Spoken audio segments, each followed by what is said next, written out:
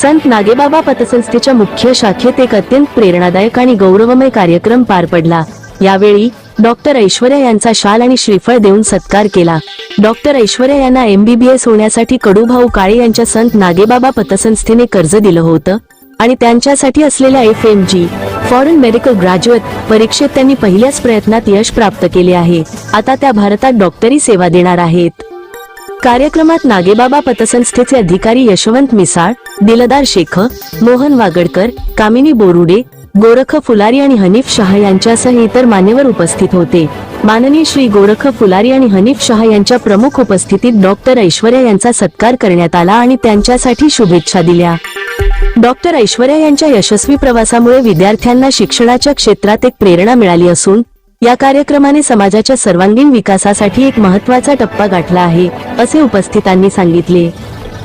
आज आपल्यासोबत आहे डॉक्टर ऐश्वर्या यांना नागेबाबा शाखेने एक शिक्षणासाठी कर्जरूपी धन देऊन त्यांना शिक्षणासाठी आर्थिक मदत केली, तरी त्यांना योग्य काळात त्यांना नागेबाबाच्या माध्यमातून मदत होती। तरी आपण आज त्यांच्या प्रतिक्रिया जाणून घेऊया आणि आज त्यांचा छोटासा सत्कार नागेबाबा मुख्य शाखेमध्ये करण्यात आला आहे, त्याबद्दल त्यांची प्रतिक्रिया आपण जाणून घेणार आहोत। तरी डॉक्टर ऐश्वर्या, आपण काय आपलं मनोगत व्यक्त करावं?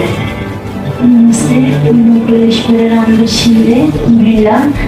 मी माझं MBBS डिस्ट्रिक्ट किर्गिस्तान येथे पूर्ण केलं आहे आणि आल्यानंतर मी FMG एक्झाम फर्स्ट अटेम्प्टमध्ये क्लिअर केली आहे।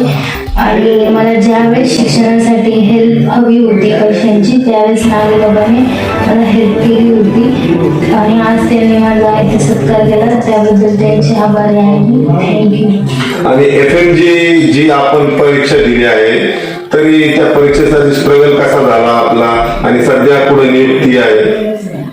FMG ही एक्झाम म्हणजे तुम्ही बाहेरच्या देशात MBBS करून आल्याच्या नंतर तुम्हाला इथे म्हणजे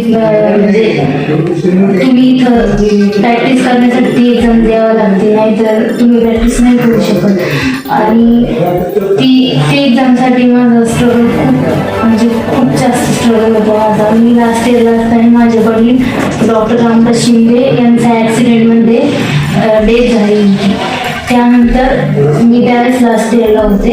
त्यानंतर आल्यानंतर मी 6 महिने माझा अभ्यास करून मी फर्स्ट अटेम्प्टमध्ये पास झाले। आपण कोणत्या स्पेशलिस्ट मध्ये केलं म्हणजे स्पेशलिस्ट नाही, बस MBBS आहे, यानंतर स्पेशलिस्ट। आज आपला इथं नागेबाबा शाखेमध्ये सत्कार करण्यात आला, आपल्याला आज काय अनुभव वाटतो? आभारी आहे नागेबाबाचे। अच्छा, नागेबाबाबद्दल आपण अजून काय बोलाल? नागेबाबांनी आमच्या पप्पांना पण खूप हेल्प केली, ज्यावेळेस त्यांना गरज होती त्यावेळेस पण खूप हेल्प केली। धन्यवाद।